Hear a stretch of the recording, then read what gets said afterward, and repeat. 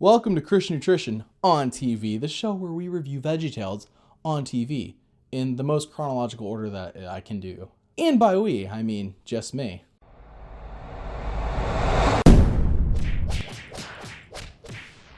Welcome to a series that I'm doing every Sunday until I run out of these, called VeggieTales on TV. That's right, at one point VeggieTales was on TV. In fact, it was on a network by NBC called Qubo.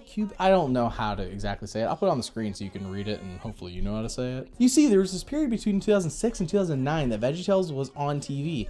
And it wasn't just rehashes of old episodes, though it partially was. They actually had to make new intros and outros for every episode to fit within their 22-minute time slot. As of right now, I've only found 9 of these episodes online. Now, supposedly there was 25 that aired on television, and I have found a few people who might have some more, so I'm trying to get those. But as of right now, I only have 9, so I'm kind of restricted on how many of these I can do. But if anyone has any more of these episodes, the ones that aren't already on YouTube or Dailymotion, please upload them and please let me know. I would love to see all of them because they're pretty funny. So as a tribute of VeggieTales being on TV, I will be reviewing the new material with my own new material, and then rehashing the old material that they used with my own old material. Oh man, I'm sure you guys are all excited now. Now this week is Rack, Shack, and Benny on TV. Oh, hi there. I'm Bob the Tomato. Come on over to my house. Where have we seen something like this before?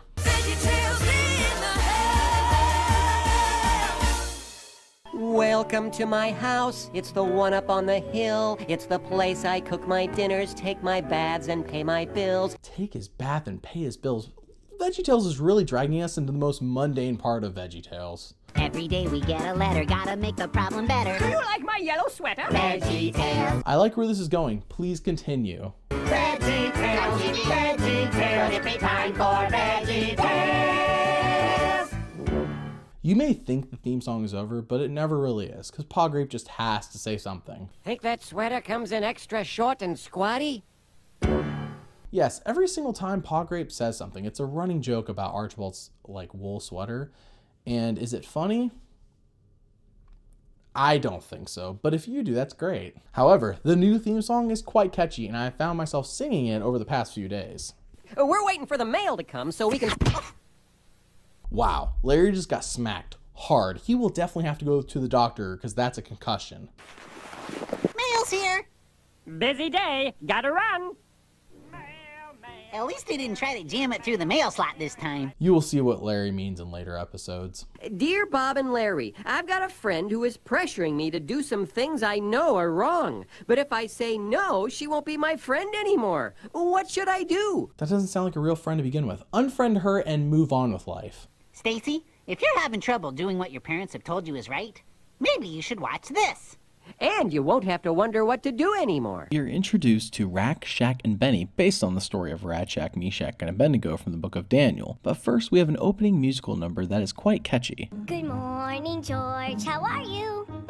I hope you're feeling fine. I'd love to stay and talk, but it's almost 8 o'clock and I haven't got the time.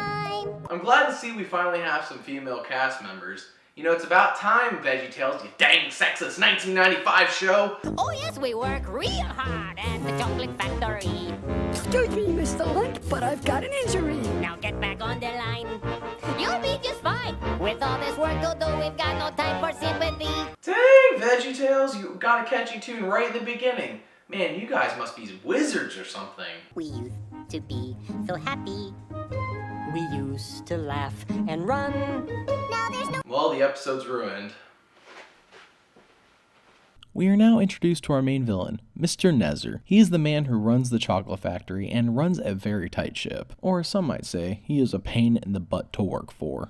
This morning, Nezer Chocolate shipped its 2 millionth chocolate bunny. Do we applaud? I'm feeling compelled to applaud right now. I must fight the urge to applaud. For the next 30 minutes, everyone may eat as many bunnies as they want. Did I say this man was a pain in the butt to work for earlier? I take all of that back. He is a godsend. A man to be recognized as the grace of us all. I want to eat all of those chocolate bunnies. Give me all the chocolate bunnies. Hey, guys. I don't think we should eat any more bunnies. Oh, Junior, you make me so angry. Dang party pooper. Rick, Benny, listen to me. No one should ever have to listen to that voice. Grab the goal! So Junior attempts to ruin Bob and Larry's joyful moment by singing a song his mom used to sing to him about how he should think of her every day, and basically to be a mama's boy. Bob and Larry fall for his party-ruining shenanigans and decide they should stop eating all the chocolate bunnies they want. Mr. Nezzer decides he is going to pop into the factory to see his employees' appreciation for all the bunnies he just allowed them to eat, when... Thank you, Mr. Nezzer, for your lovely gift of chocolate. Suck up! What are your names, boys? I'm Shadrach. I'm Meshach. I'm a bumblebee. Okay, that was literally an LOL moment. Everyone is allowed to laugh out loud at that. And text everyone, and Facebook message, and Instagram, and Twitter. Rack, Shack, and Bumblebee end up getting promotions for being the only ones who didn't look sick from eating a bunch of chocolate. I guess Junior was right this one time. The next morning, Mr. Nezzer decides he wants everyone else to love the bunny as much as he does. He has come to the realization that everyone doesn't love it since it is so small. He quickly comes up with a remedy that even I find a bit crazy. This is just a model. The real bunny is 90 feet high. My workers finished it this morning. Wait, 90 feet high? Just finished this morning? How has no one else seen this thing? Does everyone lack eyeballs? No, that can't be right. Everyone lacks limbs. Everyone else has eyes. Except for Mr. Lunt. I still have yet to see his eyes. When everybody bows down and sings the bunny song. I don't think I'm familiar with that particular tune. Could you just hum a few bars? Bows down and sings to a bunny.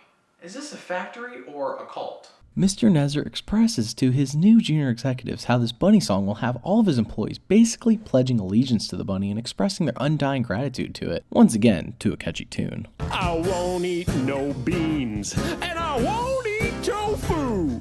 That stuff is for sissies, but bunnies are cool. Fun fact, this was not the song that was originally used. I mean, it was the same music, but the lyrics had to be changed due to the fact that they used to say not loving your dad, not loving your mom, but instead loving the bunny, not loving church and not loving school, but loving the bunny. I won't go to church, and I won't go to school. That stuff is for sissies, but bunnies are cool. And apparently kids were going around singing that, not really knowing what they were singing. And parents were getting upset, and they were writing angry letters, or maybe emails. It was 1995, so I don't think many people wrote emails yet. But anyways, so big idea was like, man, we gotta change the lyrics. So instead of saying that they don't love their mom or their dad or school or church, now it says, you know, I don't like healthy food. And I look at the obesity rate in America, and I've realized this song is the cause of it. This song caused everyone to get fat. Thanks, VeggieTales. Mr. Nezzer then explains how if you don't bow down and sing the bunny song, then you will be thrown into the furnace. I'm guessing it is a bit late to put in my 2 weeks notice. Anyways, he assures Rack, Shack, and Bumblebee that it is no big deal since no one will refuse. Well, in a plot twist, our main 3 heroes end up not bowing and singing the very catchy and irresistible bunny song. Think of me every day.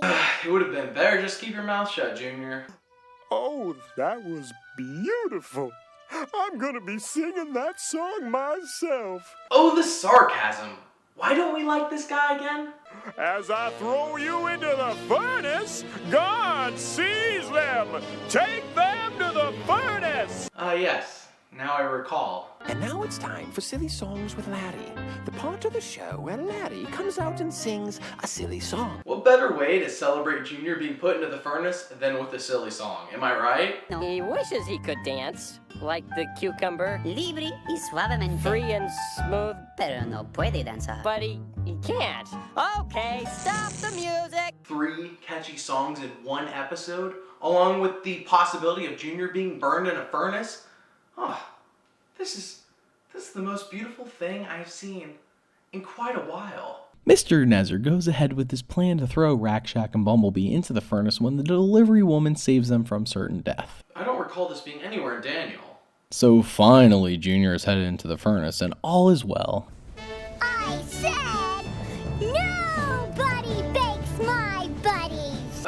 Can we stop delaying the inevitable? After all of that riffraff, our heroes, plus Junior, fall into the furnace. Sorry, Bob and Larry. Sacrifices need to be made to get rid of Junior, when suddenly... How many guys did we throw into the furnace?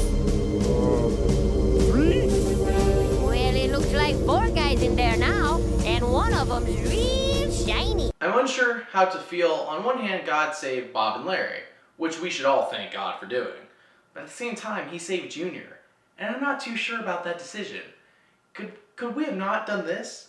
I'm okay with this, but I really am not okay with this. Just a big bag of no. Rack-Shack and Bumblebee come out of the furnace unscathed, and magically, Mr. Nezer knew it was God that saved them. It's a kid show, so I will give them the benefit of cutting straight to the point. He apologizes for his attempt to murder them. He then immediately asks for forgiveness, and they say yes, without any hesitation at all. That is quite unrealistic. Mr. Nezer asks how he can make it up to them when Junior ruins the one chance for a promotion / lots of money by instead saying Mr. Nezer can sing a song. My mommy always told me to do what's right, to wash behind my ears and try to be polite. You see, she loves me so. That's beautiful. It's why she tells me what I need to know. But it's not always easy to do what's right. Especially when people are pressuring you to go against what's right. Be strong, Stacy. Do it! Just do it!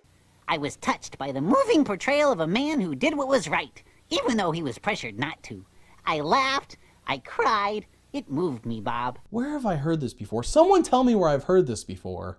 Kids, we'll see you next time. Goodbye! What happened to the classic phrase, you know, God made you special and he loves you very much? Like, why has God been cut out of this episode? Blasphemy, I say, blasphemy! Stay tuned as next week we recover Larry Boy and the Fib from Outer Space on TV. And remember that God made you special and he loves you very much. Bye!